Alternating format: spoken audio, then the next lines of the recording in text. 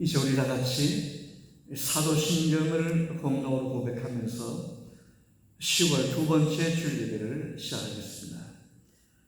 전능하사 천지를 만드신 하나님 아버지를 내가 믿사오며 그 외아들 우리 주 예수 그리스도를 믿사오니 이는 성령으로 잉태하사 동정녀 마리아에게 나시고 본도 빌라도에게 고난을 받사 십자가에 못 박혀 죽으시고 장사대 4일 만에 죽은 자 가운데 다시 살아나시며 하늘에 오르사 전능하신 하나님 우편에 계시다가 저리로서 산자와 죽은 자를 심판하시리라.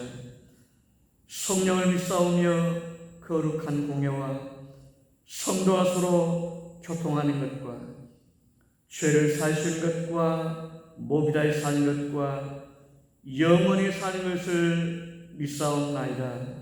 아멘. 찬송 94장 오늘은 1절만 부르겠습니다. 비디오가 자꾸 용량 때문에 잘려서 이렇게 두 개로 돼서 오늘은 1절만 부르도록 하겠습니다. 주 예수 보라도 귀한 것은 없네. 이 세상 무기와 바꿀 수 없네. 영적은 내 대신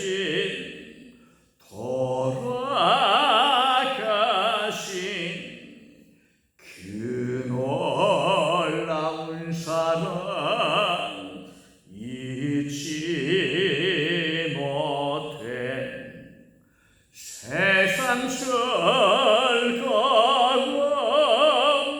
다 버리고 세상 자랑 다 버렸네.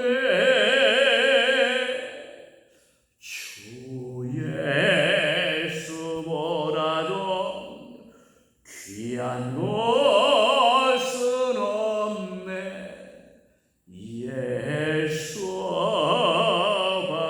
예수밖에는 없네. 요한계시록 2장 12절로 17절까지 제가 봉독하겠습니다. 이것은 하나님의 말씀입니다. 보가모 교회의 사자에게 편지하라. 좌우에 날선 놈을 가지신 이가 이르시되 내가 어디에 사는지를 내가 아노니 거기는 사탄의 권세가 있는데라.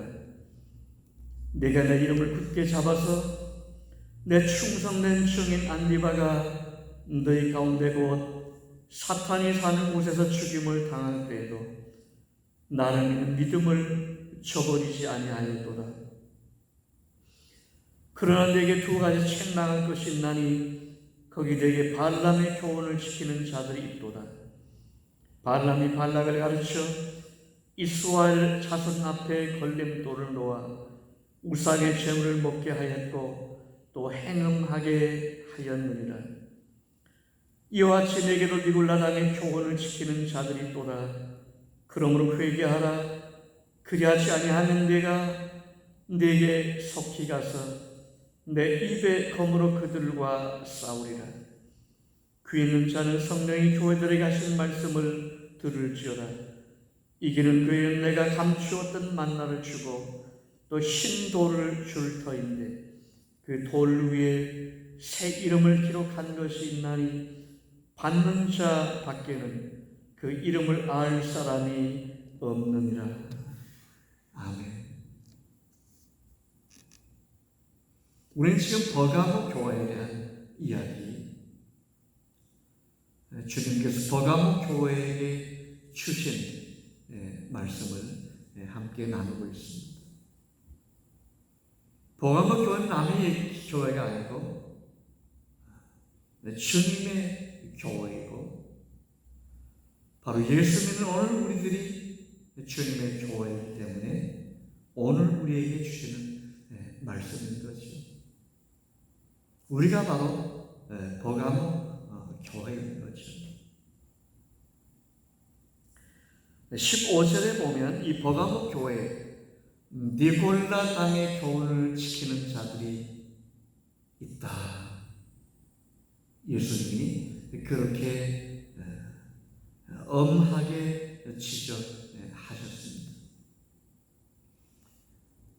이전에 보면 발람의 교훈을 지키는 자들이 있다고 책망하셨는데 내용적으로 보면 같은 내용입니다.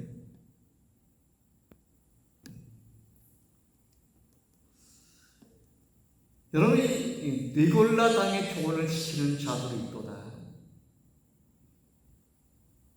니골라는 사람 이름입니다. 니골라가 누구일까요?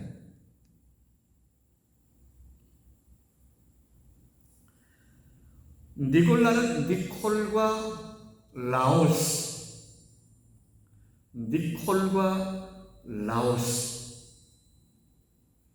니클라우스, 영어로 말하는 니콜과 라오스의 합성어입니다. 니콜은 승리라는 뜻이고 라오스는 백성이라는 뜻입니다.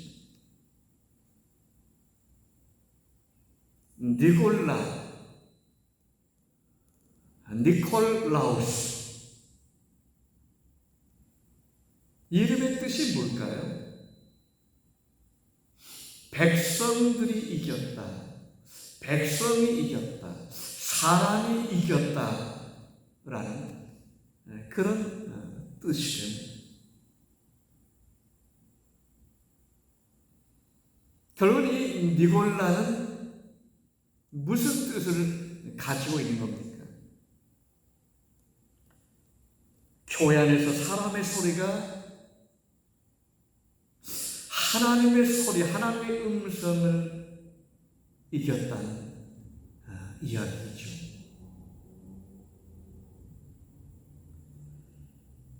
이걸 설교학적으로 좀 말해본다고 하면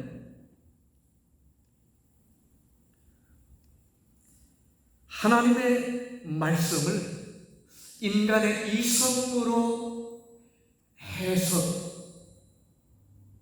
게 더 힘이 있었다. 그런 말이 됩니다. 성경이 하나님의 말씀인데 성경을 인간의 철학과 이성 그리고 논리학으로 이해하고 해석해 보려고 했다. 그리고 그것이 지배적이 되고 말았다. 그런 뜻입니다. 여러분 만약 이렇게 되면 교회가 어떻게 될까요? 교회는 어떤 교회가 되고 말겠습니까? 하나님의 말씀이 없는 교회,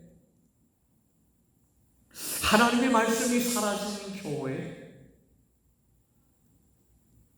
이 말을 바꾸면요, 사람의 말, 사람의 소리가 하나님의 말씀을 이긴 교회, 그런 교회가 되고 마는 거죠.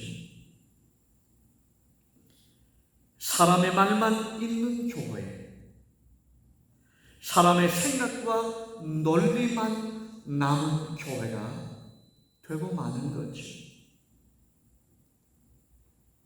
이런 교회는 이름만 교회이지 하나님의 말씀, 하나님의 생명, 하나님의 구원 이게 없는, 이게 빠진 교회, 이름만 있는 교회가 되고 마는 거죠. 주님은 버가모 교회 안에 바로 이런 움직임이 있다. 이런 니골라 당이라는 게 교회 안에 생겨났고, 이걸 따르는 니골라 당의 교훈을 따르는 무리들이 생겨났다. 그거 버려야 된다. 회개해야 된다. 말씀으로 돌이켜야 된다. 내게로 돌아와라. 그런 말씀을 하고 계신 거죠. 자, 니골라가 이런 사람인데요. 본래 니골라는 어떤 사람이었습니까?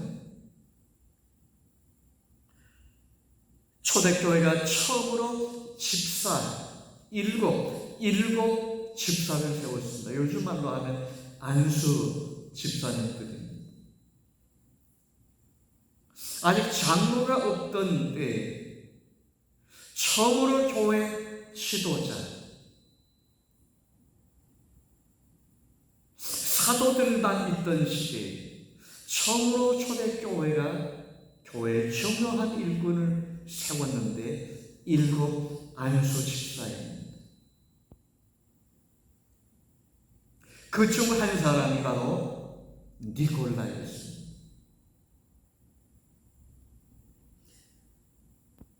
신약성경 사도행전 6장 3절로 6절에 보면 초대교회가 이 안수 집사 일곱을 선택하고 세우는 말씀을 하고 있습니다.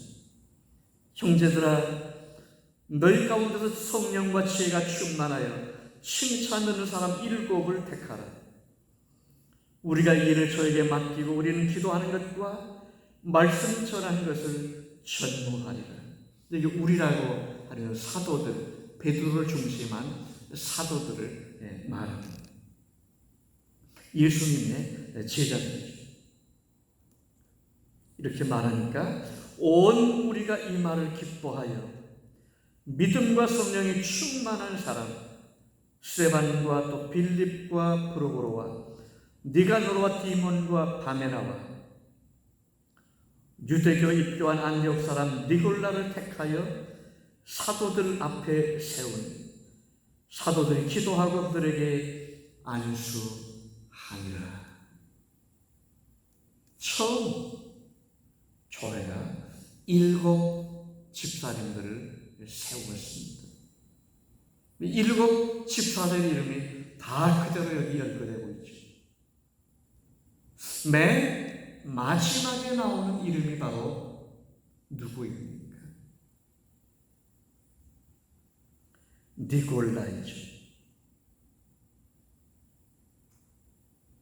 이 일곱 집사가 전부 말씀과 성령이, 믿음과 성령이 충만한 집사들이었습니다. 이 일곱 번째 나오는 니골라 집사도 말씀과 성령, 믿음이 충만한 집사로 세움을 받았던 거죠. 그런데요, 여러분, 하나님께서 하시는 일은 정말 우리가 이해할 수 없는 신비하고 놀라운 그런 일일 때가 참 많습니다. 예수님의 12제자 중에도 가룟 유다가 있었죠. 일곱 집사 중에도 니골라가 바로 결국은 마지막에는 사탄의 종 역할을 하는 그런 인물이 되었는데요. 예수님이 12제자를 세우실 때 가룟 유다가 어떤 사람인지 모르고 실수하신 겁니까? 자, 일곱 집사의 사도들이 기도하고 주님이 기뻐하시는 종들로 세웠는데 바로 주님께서 바로 니골라가 어떤 사람인 줄 모르고 하셨을까요? 교회 일꾼들은 결국은 주님의 이름으로 세우는데 무슨 말입니까? 주님이 세우시는 거죠. 주님이 모르신 겁니까? 아니죠. 다 아셨습니다. 다 아셨음에도 불구하고 일부러 그렇게 하신 겁니다. 하나님이 양들 사이에 꼭 염소가 필요하다는 것을 아십니다.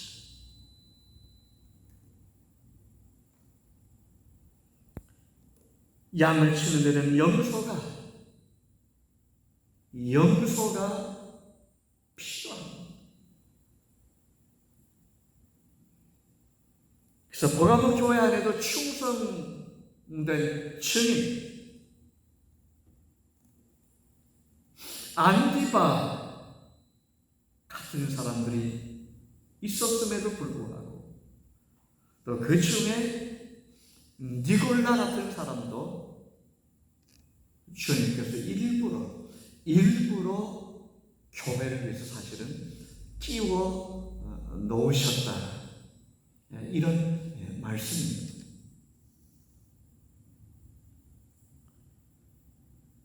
여러분, 니골라는 누구입니까?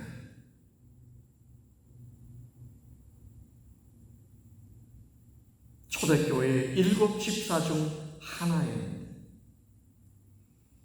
그의 출신을 우리는 이해해 볼 필요가 있습니다. 여기 7 집사를 이름을 나열할 때 다른 사람들은 다 설명하는 수식어가 없습니다. 그런데 7번째 나온 니골라에 대해서는 수식어가 좀 길게 디테일하게 붙어 있습니다. 어떻게 붙어 있죠? 유대교 입교한 안디옥 사람 니골라라고 했습니다. 그냥 니골라가 아니라 유대교에 입교한 안디옥 사람, 안디옥 출신 니골라. 이게 니골라예요.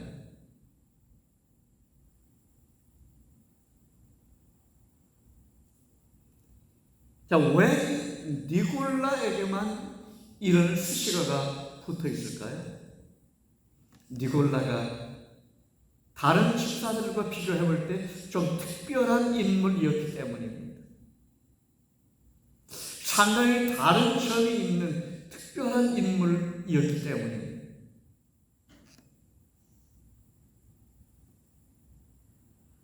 우리는 이 말씀에서 니골라가 어떤 인물인지, 그의 신앙의 뿌리가 어디에 있는지,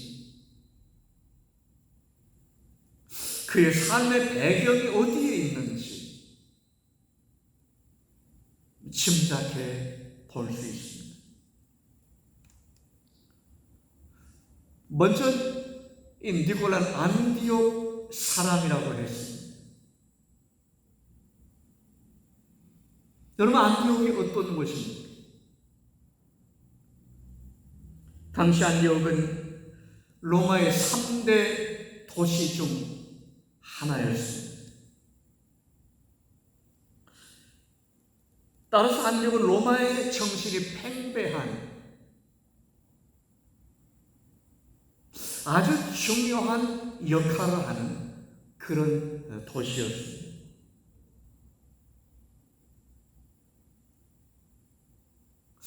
여러분, 이런 안디옥이 아주 중요한 역할을 하는 로마의 3대 도시 중 하나였는데, 자, 로마 정신으로 팽배한 그런 도시였습니다. 자, 그러면 로마의 정신은 어디서부터 온 거죠? 그리스 아테네에서부터 왔습니다.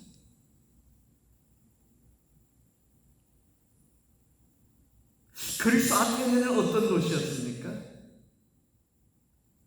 철학의 도시였죠.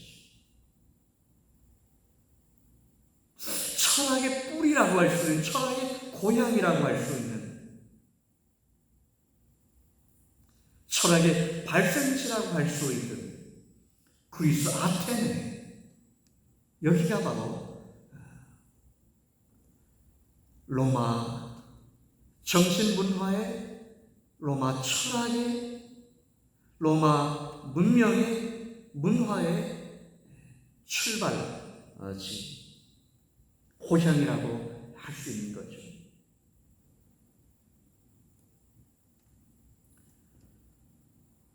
그래서 이 아테네로부터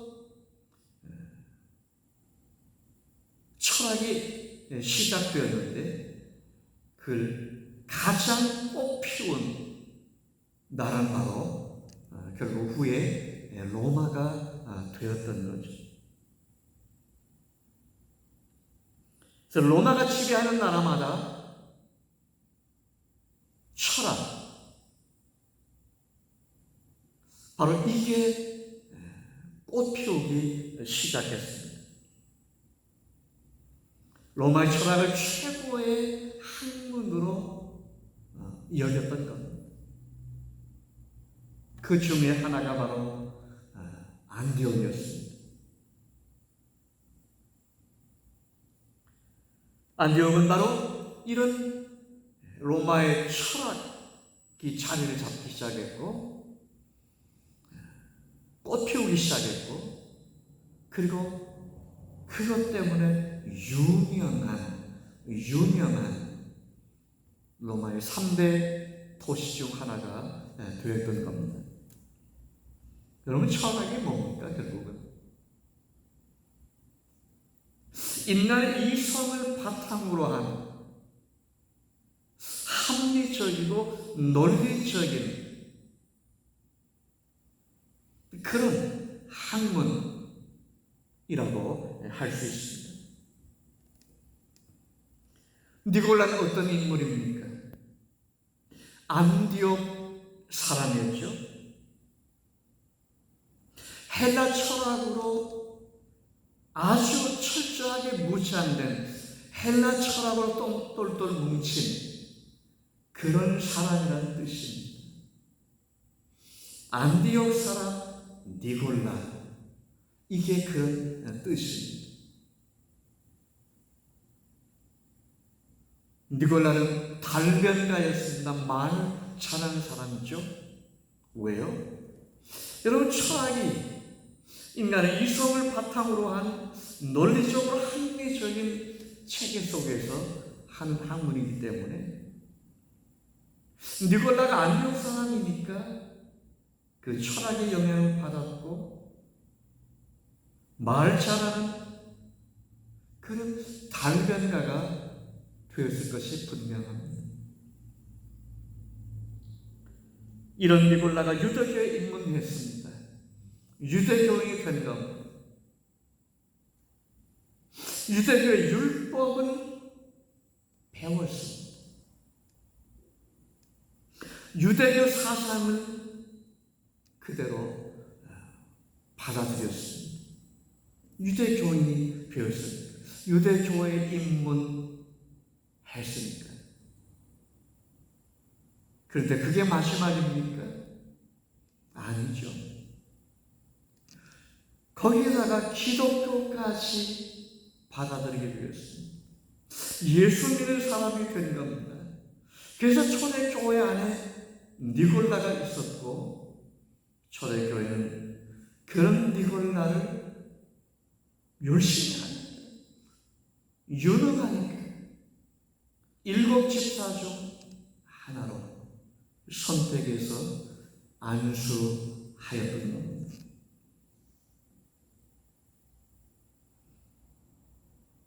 여러분, 아직 장로가 없을 때 이런 유능한 니골라가 초대교회 7 안수 집사 중 하나였습니다. 얼마나 사람들이 존경하고 귀하게 여기고 좋아했겠습니까? 요즘만 가면 니골라는 삼박자를 두루 갖춘 정말 좋은 인재, 훌륭한 리더의 자격을 갖춘 사람. 왜요? 철학을 공부했죠. 철학이 바탕에 깔려 있습니다. 유대 교인이 되어서 유대교 사상을 섭렵했습니다. 거기다가 기독교 교인이 되었습니다. 이런 니골라의 여정을 보면 정말 누구에게도 지지 않는 가장 좋은 것을 두루 갖춘 그런 인물이 된 거지. 거기다 믿음까지 가진 성령 받은 훌륭한 교회의 지도자가 된 겁니다. 이렇게 되면 사람들이 그를 좋아하고 따르는 것. 뭐 얼마나 초대교회가 좋아했겠습니까, 니골라를. 그런데요, 여기서 인간의 한계가 이제 드러나는 거죠. 사람들이 따르고 그를 좋아하고 하니까 자기 스스로 니골라가 자기를 높이기 시작했습니다. 그의 주변에 사람들이 따르고 많이 모이니까 교회 안에 그룹을, 당을 만들었습니다. 무리를 치게 된 거죠. 그리고 그리스도 예수의 복음이 아닌 처음에 받았던 복음, 예수의 복음, 십자가의 복음 뭐예요? 나는 죄인이고 예수 그리스도의 피 흘리심, 그의 죽으심을 통한 은혜로 내가 구원받았고 내가 하나님의 은혜 속에 산다고 하는 철저한 그게 복음이고 그게 우리 믿음의 시작인데 그걸 잃어버리게 된 겁니다. 자기를 높이게 되고 사람들이 따르게 되니까 자기 인간적인 이성에서 나오는 주장과 논리, 합리성, 철학적인 이런 주장들이 이런 걸 가지고 하나님의 말씀을 해석하며 예수 그리스도의 복음도 논리적으로, 철학적으로 해석하려고 하는 이런 게 이제 니골라에게서 나오기 시작합니다.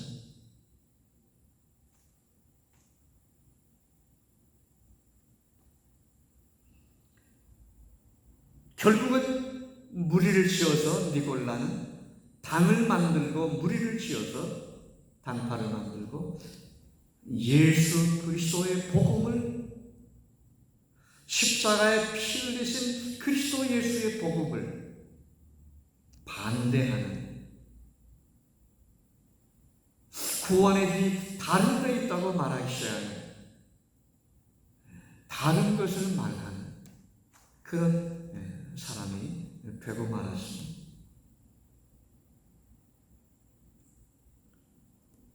여러분, 지금도 교회는 그렇습니다. 성경을 철학적으로, 논리적으로, 이성적으로 이해해 보려고 하는 그런 사람들이 항상 있습니다. 문제가 어디서 생겨납니까? 철학이나 논리나 이성을 바탕으로 하는 성경에는 믿을 수 없는 게, 받아들일 수 없는 게 너무나 많이 있습니다. 제가 수없이 말씀드렸습니다마는 아브라함이 이삭을, 자기 아들을 잡아 제물로 드리려고 했던 것, 이건 말이 안 되는 일이죠.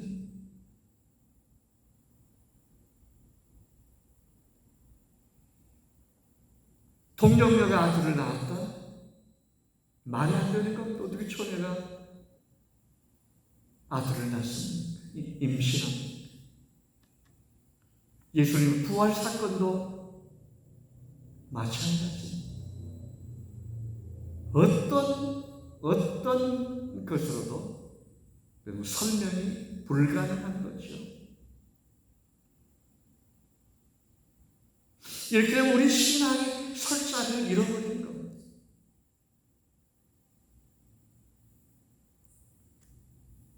예수님 십자가의 죽으심, 십자가의 일은 철저하게 비철학적이고 비논리적입니다. 비이성적입니다.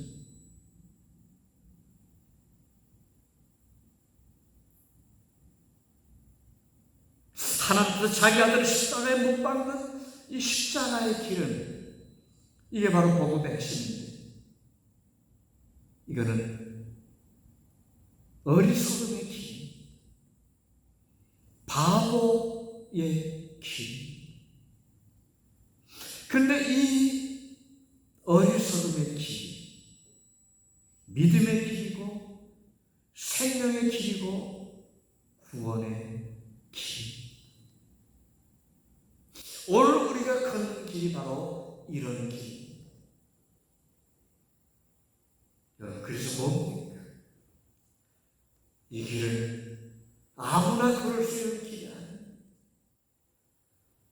특별히 이성과 논리를, 철학을 앞세우는 똑똑한 사람들은 걸을 수 없는 길,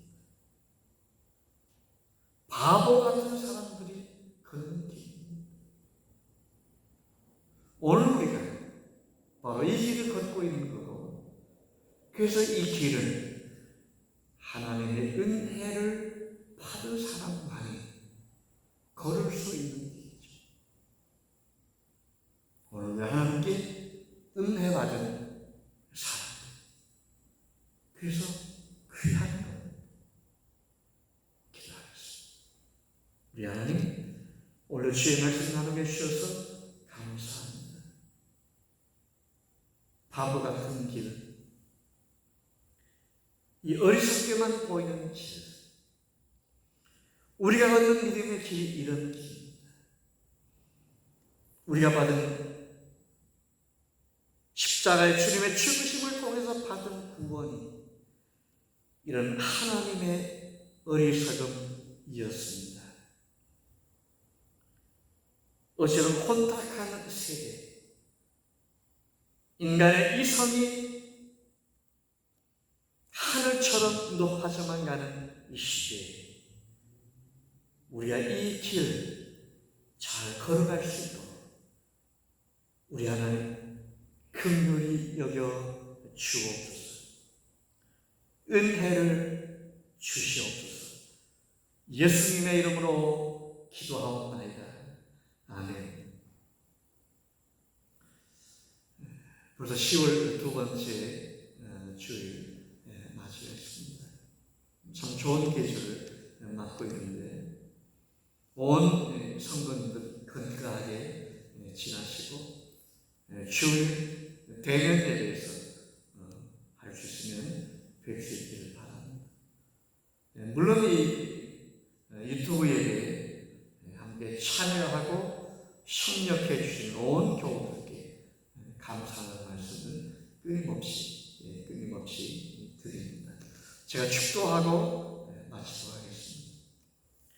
지금은 우리 주님 그리스도 예수의 크신 은혜와 하늘에 계시는 우리 하나님 아버지의 극진하시는 사랑하심과 성령의 감동 감하시며 교통하시며 주의 말씀 붙들고 어찌로 이 세상을 헤쳐나가기를 새롭게 다짐하는 주의 귀한 백성들 가운데 이제로부터 영원토록 함께 계실지어다. 아멘.